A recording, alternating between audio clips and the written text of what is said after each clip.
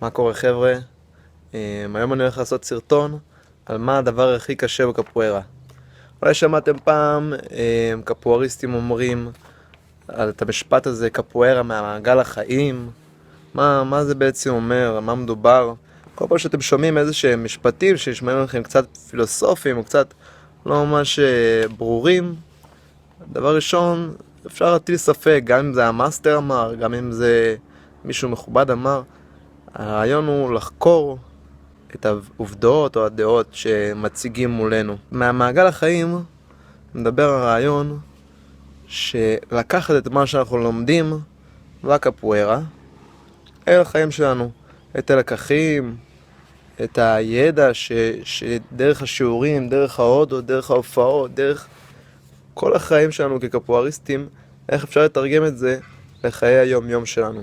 הדבר הכי קשה בקפוארה בשבילי הוא לא בהכרח הדבר שהכי קשה בשבילך או בשבילך. מה שיפה בקפוארה זה שהיא תמיד מציגה לנו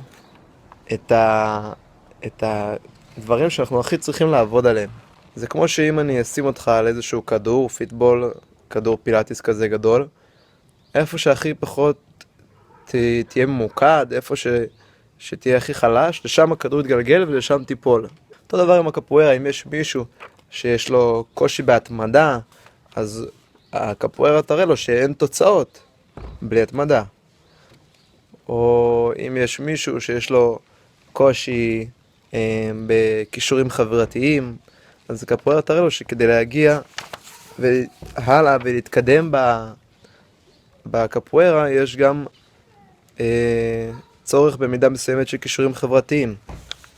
אז זה כל כך יפה בקפוארה בעיניי, שהאמנות הזאת מנסה לעשות אותנו כמו איזשהו אדם שלם. איפה שחסר לנו, שם היא נותנת לנו את האופציה להתאמן על זה. אם תציג בפנינו איזושהי סיטואציה או איזשהו מקרה שאנחנו יכולים להשתמש בו בשביל להשתפר. ברגע שזיהינו מה הקושי, עכשיו אנחנו הולכים לעשות משהו קצת קשה, וזה בעצם לוותר על האגו וללכת לעבוד. לצאת מהאזור הנוחות, שזה דבר שמפחיד מאוד אנשים, וללכת להתאמן על החולשה שלנו, או על המקום שאנחנו צריכים להשתפר בו יותר. ולפעמים זה לא פשוט בכלל. זה אומר לעשות משהו שהוא לא טבעי לנו, משהו שהוא מפחיד.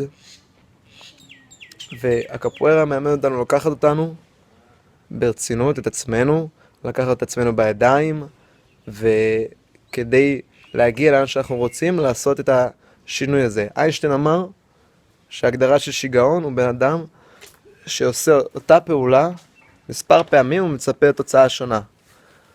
כמובן, כשאנחנו נתקלים באיזושהי סיטואציה שמובילה אותנו לכישלון, אנחנו מבינים שאנחנו לא יכולים לחזור על אותה פעולה באותה דרך, כי זה לא יוביל אותנו לתוצאה שאנחנו רוצים.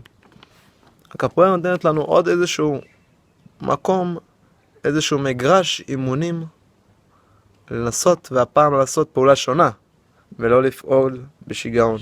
אז אני רוצה להזמין אתכם לקחת את הקפוארה ואת הלקחים שלמדתם בקפוארה, לזהות איפה אנחנו חלשים, איפה אנחנו צריכים ויכולים להשתפר, לצאת מאזור הנוחות ולהעיז להיות ולהגיע לאן שאנחנו רוצים. אם אהבתם את הסרטון הזה, אני אשמח לדעת, יש לי עוד כמה רעיונות שאני רוצה להקליט ולשתף איתכם. אז תשאירו לי איזושהי הודעה, תגובה, אפילו בפרטי. זהו, צ'או.